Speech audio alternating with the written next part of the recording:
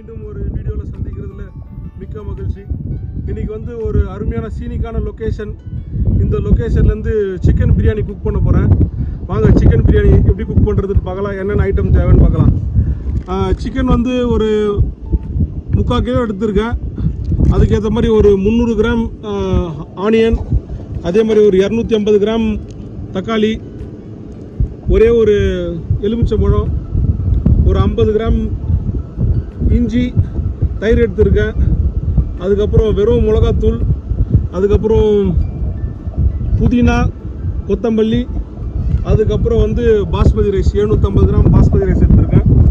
அதுக்கப்புறம் வந்து garam masala.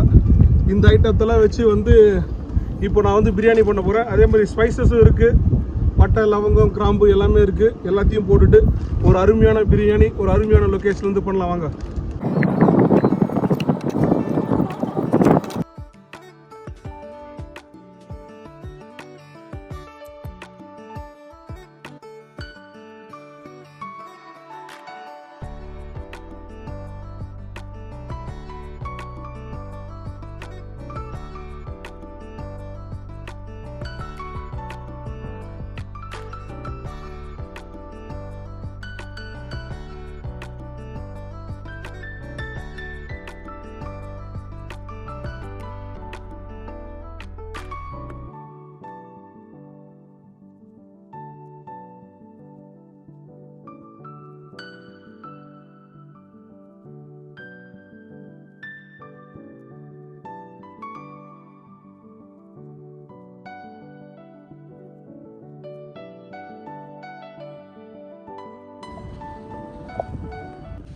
Friends, first எண்ணெய் ஊற்றிக்கலாம். ஒரு 150 எண்ணெய் ஊற்றுறேன், 150 கிராம்.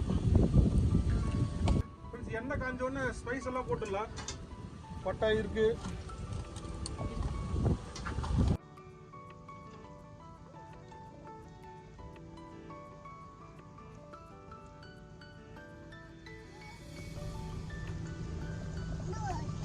வெங்காயம் நல்லா ஃப்ரை ஆகிடுச்சு, கோல்டன் ப்ரௌன் கலர் கிட்ட வந்துடுச்சு. அதனால் அடுத்தது வந்து ஜிஞ்சர் கார்லிக் பேஸ்ட் போட்டுக்கலாம். ஜிஞ்சர் கார்லிக் பேஸ்ட் வந்து மிக்சியில் போடல, அதனால் கொஞ்சம் ஃபோர்ஸாக தான் இருக்குது. ஜிஞ்சர் கார்லிக் பேஸ்ட் போட்டு இன்னும் ஒரு 5 மினிட்ஸ் ஃப்ரை பண்ணி விட்டுலாம். அந்த ஜிஞ்சர் கார்லிக் பேஸ்ட்டில் இருக்கிற அந்த பச்சை வாசனை போகிற வரைக்கும் நல்லா இது ஃப்ரை ஆகட்டும். தக்காளி ஆட் பண்ணிவிட்டு தக்காளி நல்லா வதங்குற வரைக்கும் ஒரு 5 மினிட்ஸ் தக்காளி நல்லா வதங்கட்டும். தக்காளி கொஞ்சம் பாதி வதங்கிடுச்சு. அதுக்கப்புறம் வந்து கொத்தமல்லி போட்டுக்கிறேன். அதுக்கப்புறம் வந்து புதினாவை இதுலேயே போட்டுக்கிறேன்.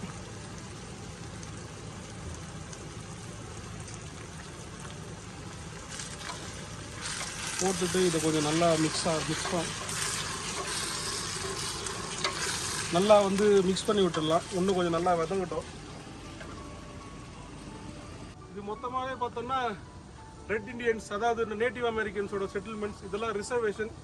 இந்த இடத்துக்கு வந்து தனியாகவே லா, போலீஸ், கோர்ட் எல்லாமே தனியாகவே இருக்குது. ட்ரைபல் கோர்ட் எல்லாமே வந்து இவங்க இந்த ரிசர்வேஷனுக்கு ஏற்ற மாதிரி அவங்களுக்கு தகுந்த மாதிரி வச்சுருக்காங்க. பார்த்தீங்கன்னா கரம் மசாலா போட்டுக்கிறேன்.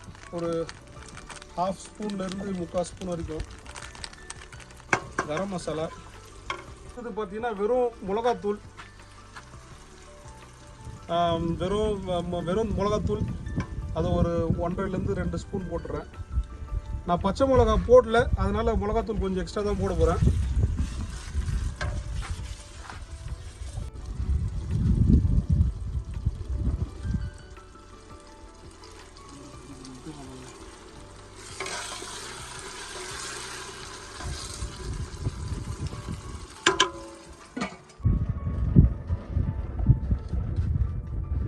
மிளகா நல்லா ஃப்ரை ஆகிட்டு கொஞ்சம் அந்த பச்சை வாசனை போனவுடனே நான் அடுத்ததாக தயிர் போட்டுடுறேன். தயிர் ஒரு 2 கப்லேருந்து 1.5 கப்லேருந்து 2 கப்பு தயிர் போட்டு நல்லா இதை மிக்ஸ் பண்ணி விட்டுட்டு தயிரும் அந்த மசாலாவும் நல்லா மிக்ஸ் ஆகட்டும். லாஸ்ட்டாக வந்து இந்த தயிர் போட்டவுடனே அடுத்தது வந்து சிக்கனை போட்டுடுறேன்.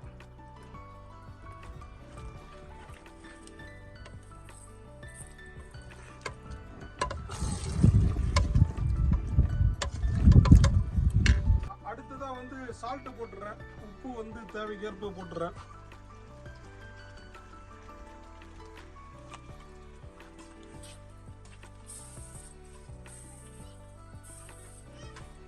சிக்கன் கொஞ்சம் நல்லா அந்த மசாலாலே வெந்துருச்சு. இப்போ வந்து அடுத்தது வந்து நம்ம வந்து தண்ணி ஆட் பண்ணிடலாம். இந்த ரைஸ் குக்கார அளவுக்கு தண்ணி ஆட் பண்ண போகிறேன்.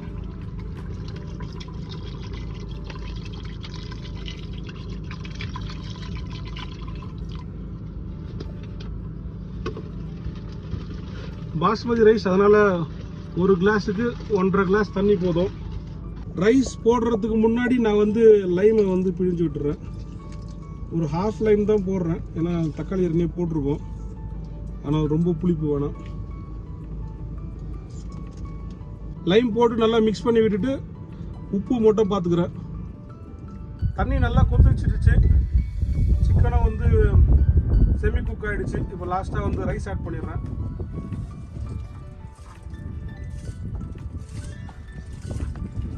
ரைஸ் போட்டு ஒரு முறை நல்லா மிக்ஸ் பண்ணி விட்டுருங்க. மிக்ஸ் பண்ணி விட்டுட்டு ஃபைனலாக வந்து ஒரு முறை வந்து டேஸ்ட் பண்ணிக்கலாம், உப்பு காரம் எல்லாம் கரெக்டாக இருக்குன்னு. எல்லாமே கரெக்டாக இருக்குது. இப்போ வந்து இதை மீடியம் ஃப்ளேமில் வந்து ரைஸ் குக் ஆகட்டும். இதை வந்து அப்படியே கொஞ்சம் குக் ஆகிற வரைக்கும் விட்டுடலாம், ஒரு 5 to 10 minutes. ஸ்லோவாக குக் ஆகுது. இன்னும் ஒரு 5 minutesல வந்து ரைஸ் நல்லா ஒரு 75% வெந்துடும். அதுக்கப்புறம் வந்து டம் போட்டுற வேண்டியதுதான். மிச்சம் வந்து அந்த தம்லேயே குக் ஆகிடும். ரைஸில் இருக்கிற அந்த தண்ணி எல்லாமே வந்து எடுத்து வச்சு இப்போ லாஸ்ட் ஸ்டெப்பாக என்ன பண்ணுறேன்னா, ஒரு ஃபைனல் ஸ்டெப்பாக வந்து ஒரு முறை நல்லா மிக்ஸ் பண்ணி விட்டுட்டு, ரொம்ப கலரில் கொஞ்சம் லைட்டாக மிக்ஸ் பண்ணிவிட்டு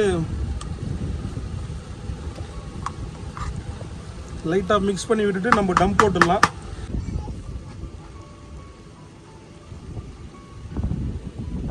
இப்போ லாஸ்ட்டாக வந்து டம் போட்டுடுறேன். இதை வந்து ஒரு ஃபாயில் வச்சு ஃபுல்லாக கவர் பண்ணிடுறேன், சீல் பண்ணிடுறேன். அப்போ தான் வந்து அந்த ஹீட் வந்து வெளியே போகாது. நல்லா ஹை ஹீட் வச்சுட்டேன். ஒரு 2 minutes நல்லா கீழே இருக்கிற அந்த தம் வந்து மேலே போயிடும். மேலே போயிட்டு சைட்லலாம் வேப்பர் வரும். வேப்பர் வந்த உடனே வந்து இதை ஆஃப் பண்ணி விட்டுடலாம். அவ்வளோதான். ஆஃப் பண்ணி விட்டுட்டு ஒரு 10 minutes தான்.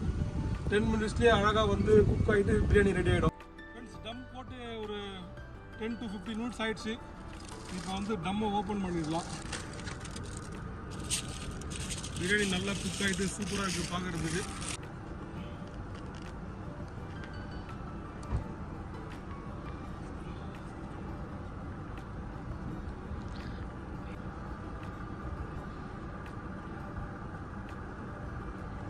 நவஹோ மானுமெண்ட்டில் ஒரு எமர்ஜென்சி பிரியாணி மாதிரி தான் இது. வீட்டில் சமைக்கிற மாதிரி இல்லை, ஆஃப் ரோட்டில் ஆன் த வே ரோட்டில் குக் பண்ணோம். பிரியாணி எப்படி இருக்குன்னு டேஸ்ட் பண்ணி பார்க்குறேன். இங்கே பார்த்தீங்கன்னா சன் செட் ஆகுது. சன் செட் ஆகும்போது அந்த சன் ஸ்கையோட கலர் மாறிட்டு அந்த பேக்ரவுண்ட் வந்து ரொம்ப சூப்பராக இருக்கும். நம்ம பிரியாணி டேஸ்ட் பண்ணலாம் ஃபஸ்ட்டு.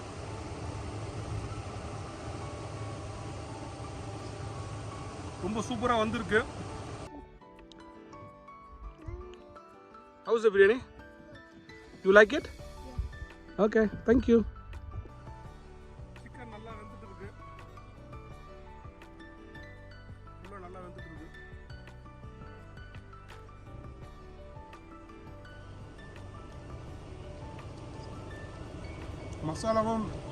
மசாலாவும் நல்லா உள்ள இறங்கியிருக்கு.